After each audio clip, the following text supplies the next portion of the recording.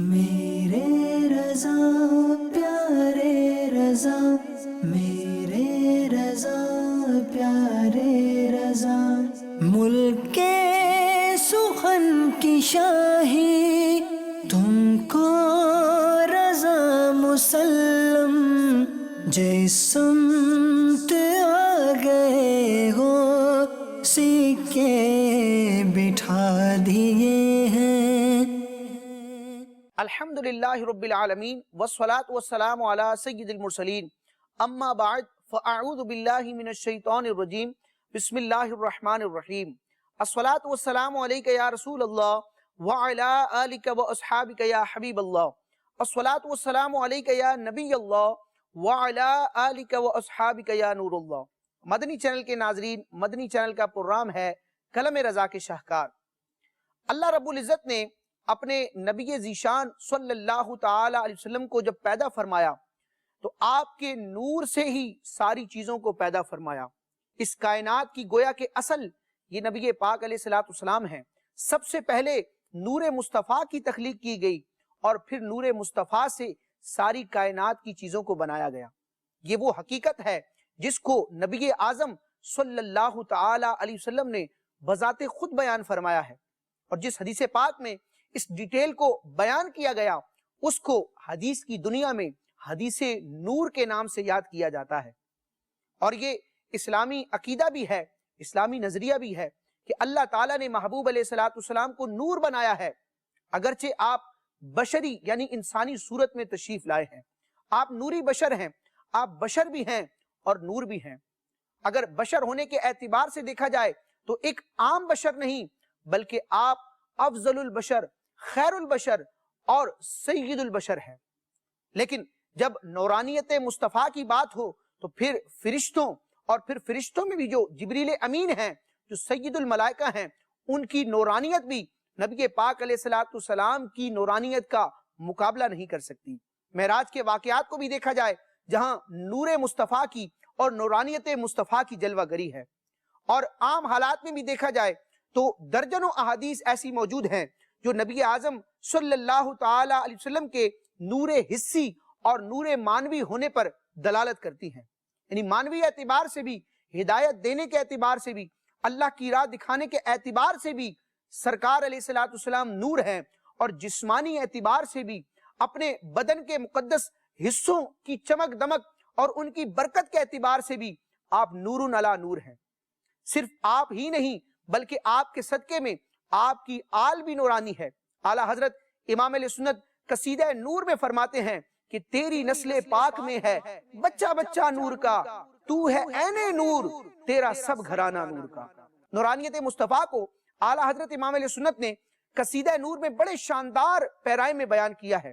لیکن اس موضوع پر جب آپ سے سوال کیا گیا کہ وہ کون سی حدیث ہے جس سے نبی کریم صلی اللہ تعالی علیہ وسلم کا نور ہونا ثابت ہوتا ہے اور آپ ہی کے نور سے دیگر چیزوں کا پیدا کیا جانا ثابت ہوتا ہے، تو اعلیٰ حضرت امام علیہ سنت نے ایک پورا رسالہ تحریر فرما دیا جو اس سوال کے جواب میں شرعی فتویٰ بھی بن گیا، اور اس فتوے میں اعلیٰ حضرت امام علیہ سنت نے اس حدیث نور کو ذکر فرمایا، اس کی سند پر کلام فرمایا، کن کن ائمہ کرام نے، کن کن محدثین نے اس حدیث پاک کو اپنی کتابوں میں درج کیا، ان کا بھی ذکر فرمایا، اور اس حدیث کے حوالے سے جو سوالات ذہن میں جنم لیتے ہیں اور ذہن کی سطح پر ابھرتے ہیں، ان سوالات کے جوابات بھی ارشاد فرمائے ہیں۔ مدنی چینل کے ناظرین، آج کے پروگرام میں ہم اعلیٰ حضرت امام علیہ سنت کے اس مبارک رسالے کا تعارف سنیں گے کہ جس میں اعلیٰ حضرت امام علیہ سنت نے نورانیت مصطفیٰ کی حقیقت کو بیان فرمایا ہے اور حدیث نور کی گویا کہ تشریح فرمائی ہے۔ پہلے وہ سوال سنتے ہیں کہ سوال ہوا کیا تھا۔ چنانچہ سوال کرنے والے نے اعلیٰ حضرت امام علیہ سنت کی بارگاہ میں تحریر کیا کہ کیا فرماتے ہیں علماء دین اس مسئلے میں کہ یہ مضمون کہ حضور سید عالم صلی اللہ تعالی علیہ وسلم اللہ تعالیٰ کے نور سے پیدا ہوئے اور ان کے نور سے باقی مخلوقات کس حدیث سے ثابت ہے، اور وہ حدیث کس قسم کی ہے، یعنی سند کے اعتبار سے، علمی اور فنی اعتبار سے اس سند کا مقام و مرتبہ کیا ہے، آیا اس حدیث کی سند کو دیکھتے ہوئے یہ مسئلہ ثابت کرنا اس حدیث پاک سے درست ہے یا نہیں۔ تو تو اعلیٰ حضرت امام اہل سنت نے اس مختصر سے سوال کے جواب میں پورا رسالہ تحریر فرمایا، جو فتاوی رضویہ شریف کی 30ویں جلد میں آج بھی جگمگا رہا ہے، صلات الصفا فی نور المصطفیٰ۔ صلات الصفا فی نور المصطفیٰ، اس مبارک رسالے کا نام ہی بتا رہا ہے کہ نبی پاک صلی اللہ تعالی علیہ وسلم نور ہیں۔ صلات الصفا فی نور المصطفیٰ کا معنی کیا ہے؟ اس کا گویا کہ ترجمہ اور خلاصہ یوں بنے گا کہ نور مصطفیٰ صلی اللہ تعالی علیہ وسلم کے بیان میں صفائی باطن کے انعامات۔ مدنی چینل کے ناظرین، اعلیٰ حضرت امام اہل سنت نے اس مبارک رسالے کے نام کو تجویز کرنے کے بعد جواب کی ابتدا میں ایک مختصر سا عربی خطبہ تحریر فرمایا، جس میں حمد و ثنا اور درود و سلام کے مضامین موجود ہیں، لیکن اعلیٰ حضرت امام اہل سنت نے جب وہ خطبہ تحریر فرمایا تو اس کو نور بار کر دیا، کیونکہ نورانیت مصطفیٰ کے حوالے سے جواب دینا تھا تو اس خطبے میں بھی نور ہی نور کر دیا۔ اس کے کلمات ہم سنتے ہیں، اللہ تعالیٰ ان کلمات کی برکت سے ہمارے دل کو، ہماری آنکھوں کو نور مصطفیٰ سے مزید منور فرمائے۔ چنانچہ اعلیٰ حضرت امام اہل سنت فرماتے ہیں جواباً، بسم اللہ الرحمن الرحیم، اللہم لک الحمد یا نور، یا نور النور، یا نورا قبل کل نور و نورا بعد کل نور، یا من لہ النور و بہ النور و منہ النور و الیہ النور وہو النور، وصلی وسلم وبارک علی نورک المنیر الذی خلقتہ من نورک وخلقت من نورہ الخلق جمیعا وعلی اشعۃ انوارہ وآلہ واصحابہ نجومہ واقمارہ اجمعین آمین۔ مدنی چینل کے ناظرین، کتنا نور بار یہ خطبہ ہے، اگر ترجمہ نہ بھی کیا جائے تو نور علی نور ہو جاتا ہے، لیکن اس کا ہم ترجمہ سنتے ہیں۔ اعلیٰ حضرت امام اہل سنت کا جو عربی خطبہ ہے،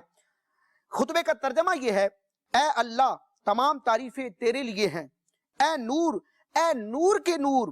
اے نور ہر نور سے پہلے اور اے نور ہر نور کے بعد، اے وہ ذات جس کے لیے نور ہے، جس کے سبب سے نور ہے، جس سے نور ہے، جس کی طرف نور ہے اور وہی نور ہے۔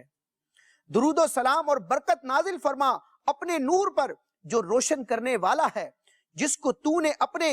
نور سے پیدا فرمایا اور تمام مخلوق کو اس کے نور سے پیدا فرمایا، اور اس کے انوار کی شعاؤں پر اور اس کے آل و اصحاب پر جو اس کے ستارے اور چاند ہیں، ان سب پر درود نازل فرما۔ اے اللہ ہماری دعا کو قبول فرما۔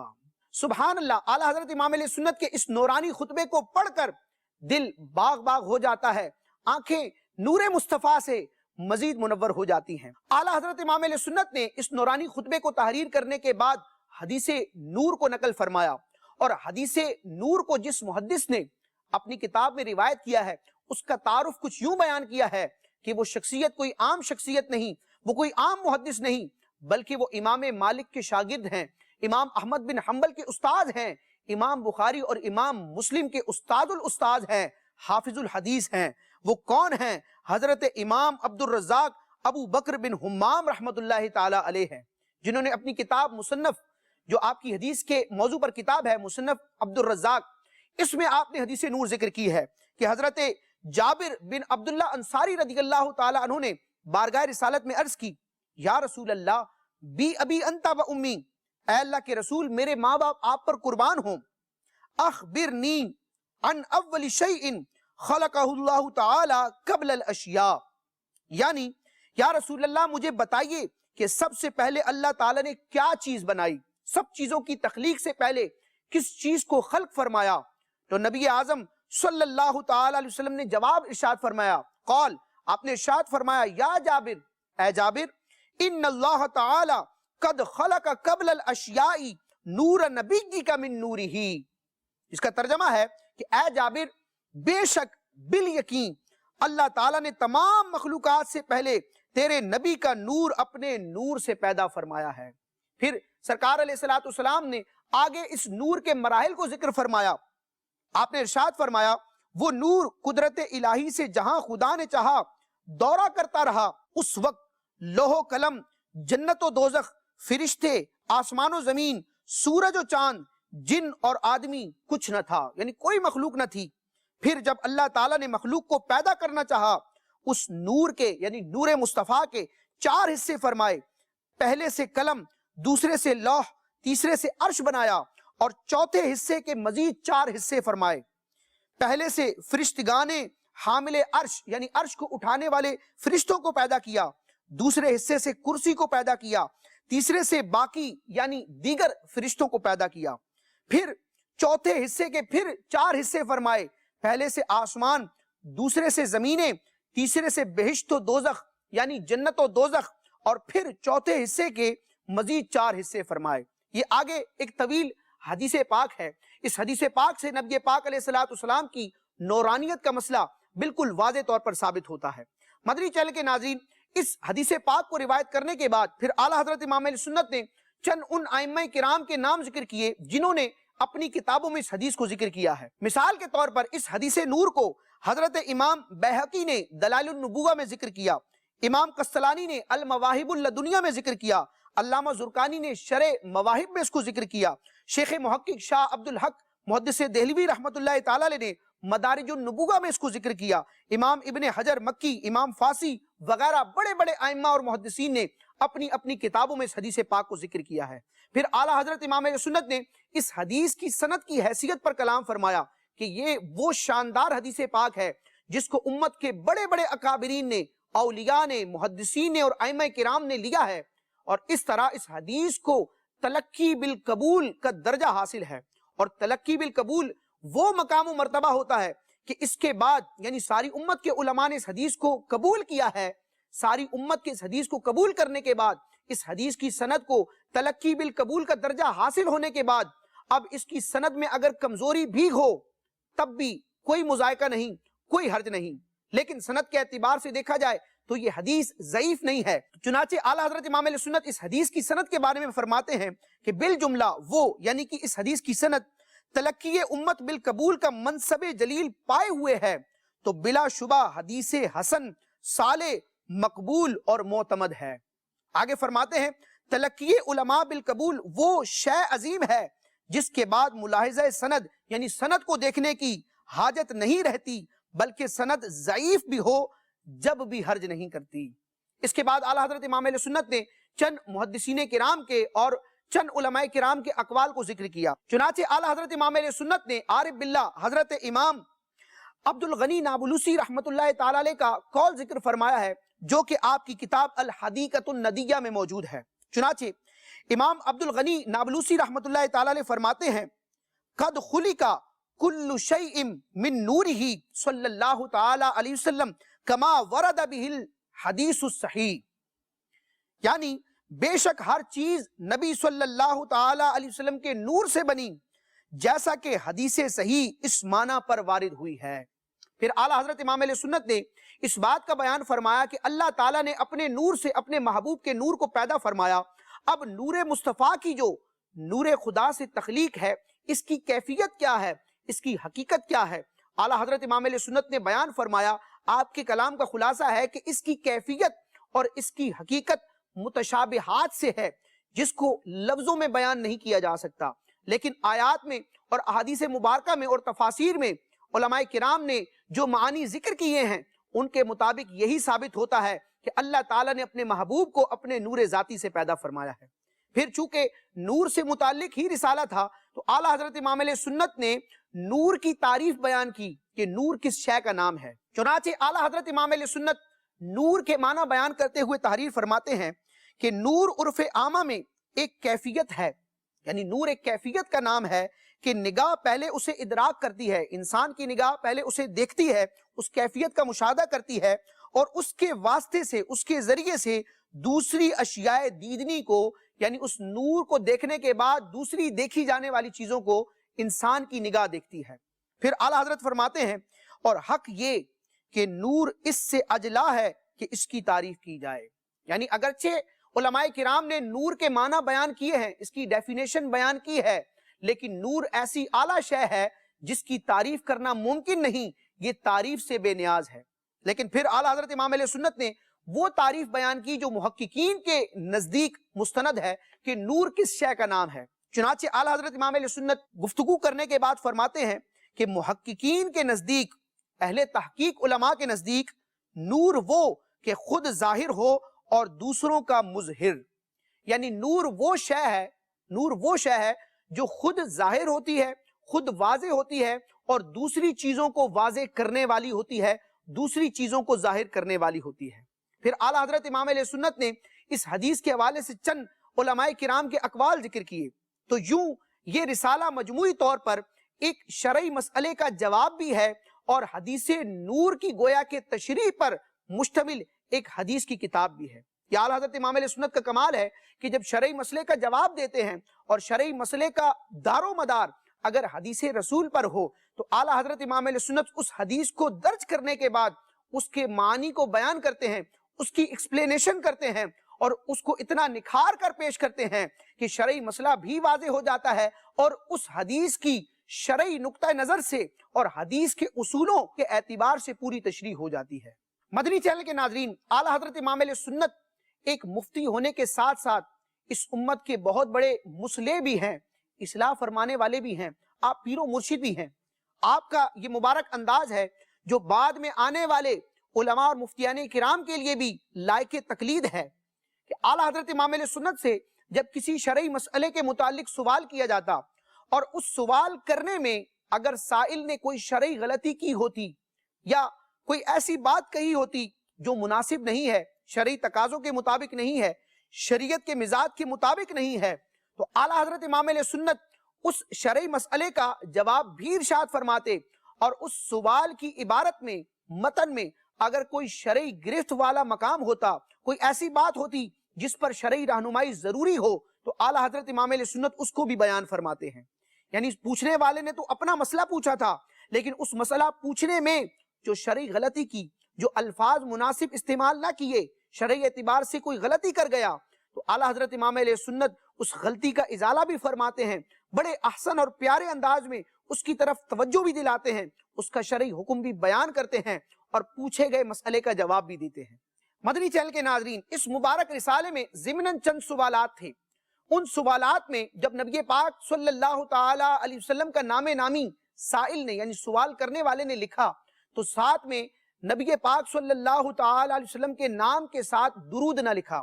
ایک مخفف بنا دیا، درود کا ایک شارٹ فارم بنا دیا جس کی شرعاً اجازت نہیں، بلکہ جس طرح نبی پاک علیہ السلام کا نام نامی لیتے اور سنتے وقت پورا درود پاک پڑھنا چاہیے، اسی طرح لکھتے وقت بھی پورا درود پاک پڑھنے کا حکم ہے۔ تو اعلیٰ حضرت امام علیہ سنت نے جواب دینے سے پہلے یہ ارشاد فرمایا کہ سوال کا جواب دینے سے پہلے میں یہ شرعی رہنمائی کر رہا ہوں کہ سائل نے، سوال کرنے والے نے نبی پاک علیہ السلام کے نام نامی کے ساتھ درود نہیں لکھا، اور پھر اس کا جو شرعی مسئلہ تھا کہ جب نام نامی لکھا جائے تو درود لکھنے کا کیا حکم ہے، اور معاذ اللہ اس کے بدلے یعنی درود کے بدلے صرف چھوٹا سا سواد یا آدھا سواد ذکر کر دینا یا سلام لکھ دینا، اس کی شرعی کیا گرفت ہے، اعلیٰ حضرت امام علیہ سنت نے اس کو بھی تحریر فرمایا۔ اس میں مفتیان کرام کے لیے بھی ہدایت ہے اور جو اساتذہ کرام ہیں ان کے لیے بھی مدنی پھول ہے کہ اگر ان کے ماتحت ان کے شاگرد کوئی تحریر لکھ کر دکھاتے ہیں اور اس میں اگر پورا درود نہیں ہوتا تو ہمیں احسن انداز میں اصلاح کرنی چاہیے اور پورا درود پاک لکھنے کا ذہن دینا چاہیے۔ اللہ تعالیٰ ہمیں اعلیٰ حضرت امام علیہ سنت کا فیضان نصیب فرمائے۔ کلام رضا کے شاہکار کا پہلا مرحلہ مکمل ہوا، آئیے اب چلتے ہیں اس پروگرام کے دوسرے مرحلے کی طرف جس کا نام ہے کلام رضا کے اشعار۔ جس سمت آ گئے ہو سکے بٹھا دیے ہیں۔ مدنی چینل کے ناظرین، مدنی چینل کے پروگرام کلام رضا کے شاہکار کا سیگمنٹ ہے کلام رضا کے اشعار۔ اعلیٰ حضرت امام علیہ سنت کے نعتیہ اشعار کی بھی کیا بات ہے جو کہ فصاحت و بلاغت اور فن شاعری کے جواہر پارے ہیں۔ فن شاعری میں ایک اصطلاح ہے، فصاحت و بلاغت کی ایک اصطلاح ہے جس کو کہا جاتا ہے سنت مسمت۔ سنت مسمت یہ ٹرمینالوجی ہے، اس کا مطلب کیا ہے، اس کا معنی مفہوم کیا ہے؟ چنانچہ سنت مسمت کا معنی کچھ یوں بیان کیا گیا کہ وہ نظم یعنی اشعار پر مشتمل وہ نظم جس کے ہر شعر میں تین تین ٹکڑے یعنی تین تین الفاظ ہم قافیہ ہوں، ایک ہی وزن پر ہوں۔ اس نظم میں 3 سے لے کر 10 اشعار ہوں۔ یہ شرط ہے کہ ایسا کلام ہو کہ ہر شعر میں ایک ہی وزن پر آنے والے ہم قافیہ کم از کم 3 الفاظ ہوں، 3 ٹکڑے ہوں اور وہ کلام جو ہے اس کے کم از کم 3 اشعار ہوں، اور زیادہ سے زیادہ جو ریکوائرڈ ہیں وہ 10 اشعار ہیں، اور ان تمام اشعار میں کئی جگہ ایک ہی قسم کے قافیے کا استعمال کیا گیا ہو۔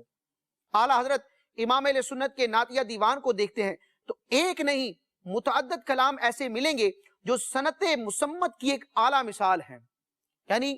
مطالبہ تو یہ ہے، تقاضا تو یہ ہے کہ اس سنت پر، اس انداز میں، اس ٹرمینالوجی کو دیکھتے ہوئے ایسا کلام لکھا جائے جو 10 اشعار پر مشتمل ہو، 3 سے لے کے 10 تک کے اشعار اس میں موجود ہوں، لیکن اعلیٰ حضرت امام اہل سنت کے ایسے کلام بھی موجود ہیں جس میں 10 سے زیادہ اشعار ہیں۔ اعلیٰ حضرت امام اہل سنت کا ایک کلام ہے جو کہ تقریباً 17 اشعار پر مشتمل ہے، اور وہ 17 کے 17 اشعار سنت مسمت کا عظیم شاہکار ہیں۔ بڑا شورۂ آفاق کلام ہے، ہر شعر میں آپ دیکھیں گے تو 3 الفاظ ہم قافیہ ہوں گے، ایک ہی وزن پر آئیں گے۔ یہ کلام ہم نے کئی بار سنا ہوگا، آج اس انداز میں دیکھتے ہیں، آپ اسکرین پر دیکھیں گے کہ ہر شعر میں 3 الفاظ ایسے ہیں جو ایک ہی وزن پر آتے ہیں، ہم قافیہ ہیں۔ چنانچہ 17 اشعار پر مشتمل اس نعتیہ کلام کا مطلع ہے، وصف رخ ان کا کیا کرتے ہیں، شرح و شمس دہا کرتے ہیں، ان کی ہم مدح و ثنا کرتے ہیں، جن کو محمود کہا کرتے ہیں۔ اب اس شعر کے 2 مصروں کو دیکھا جائے تو اس میں 4 کلمات ایسے ہیں جو ایک ہی وزن پر آتے ہیں، کیا، دہا، ثنا، کہا۔ اگلے شعر میں اعلیٰ حضرت امام اہل سنت فرماتے ہیں، اپنے مولا کی ہے بس شان عظیم، جانور بھی کریں جن کی تعظیم، سنگ کرتے ہیں ادب سے تسلیم، پیڑ سجدے میں گرا کرتے ہیں۔ اس شعر میں دیکھیں تو 3 الفاظ ایسے ہیں جو ہم وزن اور ہم قافیہ ہیں، جو کہ سنت مسمت کی عظیم مثال بنتے ہیں، عظیم، تعظیم، تسلیم۔ اگلے شعر میں فرماتے ہیں، تو ہے خورشید رسالت پیارے، چھپ گئے تیری ضیاء میں تارے، انبیاء اور ہیں سب ماہ پارے، تجھ سے ہی نور لیا کرتے ہیں۔ اس شعر میں دیکھیں، پیارے، تارے، پارے، یہ 3 ایسے الفاظ ہیں جو ہم قافیہ ہیں۔ اگلے شعر میں اعلیٰ حضرت فرماتے ہیں، لب پر آ جاتا ہے جب نام جناب، منہ میں گھل جاتا ہے شہد نایاب، وجد میں ہو کے ہم اے جاں بیتاب، اپنے لب چوم لیا کرتے ہیں۔ اس شعر میں جناب، نایاب اور بیتاب، یہ 3 ہم وزن لفظ ہیں۔ آگے اعلیٰ حضرت امام اہل سنت اس کلام کے مقطع میں فرماتے ہیں، یہ کلام تو 17 اشعار پر مشتمل ہے، لیکن اس کا مقطع سنتے ہیں۔ اعلیٰ حضرت امام اہل سنت فرماتے ہیں، اپنے دل کا ہے انہی سے آرام، سونپے ہیں اپنے انہی کو سب کام، اپنے دل کا ہے انہی سے آرام، سونپے ہیں اپنے انہی کو سب کام، لو لگی ہے کہ اب اس در کے غلام، چارہ درد رضا کرتے ہیں۔ اس مقطع میں ہم دیکھتے ہیں 3 کلمات ہیں جو ہم قافیہ، ہم معنی اور ہم وزن ہیں، آرام، کام اور غلام۔ تو اس پورے کلام کو دیکھا جائے تو یہ سنت مسمت کی عظیم مثال ہے۔ اللہ تعالی ہمیں اعلیٰ حضرت امام اہل سنت کے کلام سے فیضان حاصل کرنے کی توفیق عطا فرمائے، اور اعلیٰ حضرت امام اہل سنت کے نعتیہ دیوان کے اشعار کو پڑھ کے ان کو علمی اور فنی اعتبار سے سمجھ کے اپنی صلاحیتوں میں اضافہ کرنے کی توفیق عطا فرمائے۔ آمین بجاہ النبی الامین صلی اللہ تعالی علیہ وسلم۔ مدنی چینل دیکھتے رہیے۔ میرے رضا پیارے رضا، میرے رضا پیارے رضا، ملک کے سخن کی شاہی تم کو رضا مسلم، جسم